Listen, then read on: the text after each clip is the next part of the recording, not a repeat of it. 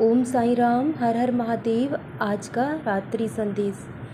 स्वस्थ शरीर ही वो अनमोल उपहार है जो ईश्वर ने हमें दिया है। स्वस्थ शरीर ही हमारी सच्ची संपत्ति है और अपने शरीर को स्वस्थ रखना हर इंसान की पहली जिम्मेदारी है, पहला कर्तव्य है। और सेहत ही हमारी सच्ची धन दौलत है, संपत्ति है। इस बात का एहसास हमें तब होता है जब हम इसे खो देते हैं। सेहत, संबंध और समय मिलते तो मुफ्त में हैं, लेकिन हम उसका एहसास कब कर पाते हैं, उसकी कदर कब करते हैं, जब हम उसे खो देते हैं।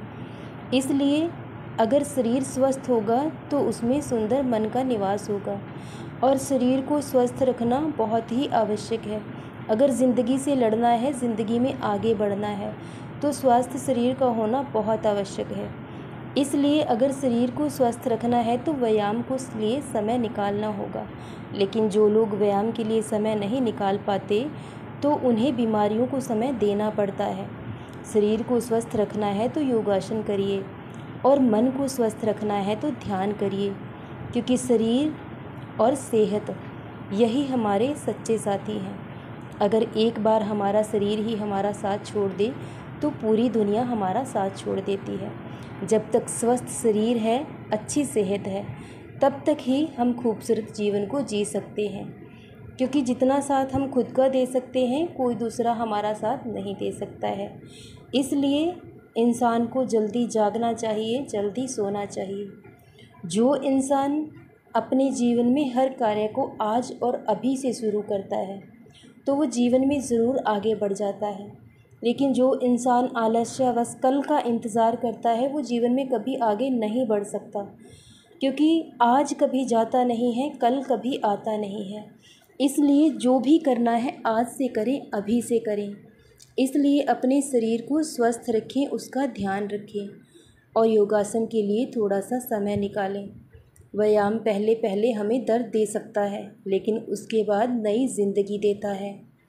और इसी तरह मन को सुंदर बनाना है, आत्मा को सुंदर बनाना है, तो उस ईश्वर का ध्यान करिए, क्योंकि अगर हम भगवान का ध्यान करते हैं, उनका नाम जपते हैं, तो हमारा मन सुंदर और आत्मा खूबसूरत हो जाती है। स्वस्थ शरीर में ही सुंदर मन का निवास होता है और ऐसे हृदय में ही भगवान का वास होता है। इसलिए उस ईश्वर का हमेशा ध्यान करें, उनका नाम जपें, क्योंकि यही हमारे जीवन का उद्देश्य है। अगर हम सोचते हैं कि कल से उस ईश्वर का ध्यान करेंगे तो वो कल कभी जीवन में आएगी ही नहीं। अगर कल हम जाग ही ना पाए तब आप क्या कर सकते हैं। इसलिए जो भी करना है आज से करें, अभी से करें। सोते जागते किसी भी अवस्था में आप उस ईश्वर का नाम जपें, किसी भी रूप में आप उस मालिक का नाम जपें, तो आपका ध्यान स्वीकार होगा।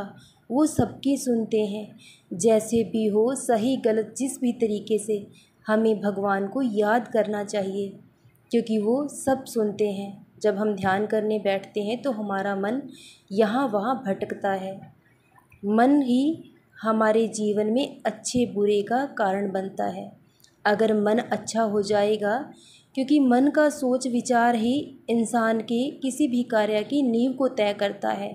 अगर मन सही हो जाएगा, अच्छा हो जाएगा, तो कोई भी इंसान कभी भी कोई भी गलत कार्य कर ही नहीं सकता। इसलिए अपने मन का वश में होना बहुत ज़रूरी है, लेकिन ये कोई सहज कार्य नहीं है। अगर हम धीरे धीरे प्रयास करेंगे तो एक दिन मन भी हमारे वश में ज़रूर आ जाएगा। और जिस दिन इंसान अपने मन को नियंत्रित कर लेता है, उस दिन उसके जीवन के सारे दुख समाप्त हो जाते हैं। जिस दिन मन का नियंत्रण हो जाता है, उसी दिन आत्मा और परमात्मा का मिलन हो जाता है। और यही हमारे जीवन की सच्ची धन दौलत और पूंजी है, जो हम अपने साथ लेकर जाने वाले हैं। बाकी सब कुछ यहीं छूट जाएगा। इसलिए उस ईश्वर का ध्यान करें, उनका नाम जपें और अपने जीवन में सदा सदा के लिए इस जन्म मृत्यु के चक्र से मुक्ति पा लें। इस भवसागर से सदा सदा के लिए पार उतर जाएं। सदा खुश रहें, सदा जपते रहें। ओम साई राम, हर हर महादेव। शुभ रात्रि मेरे बच्चों।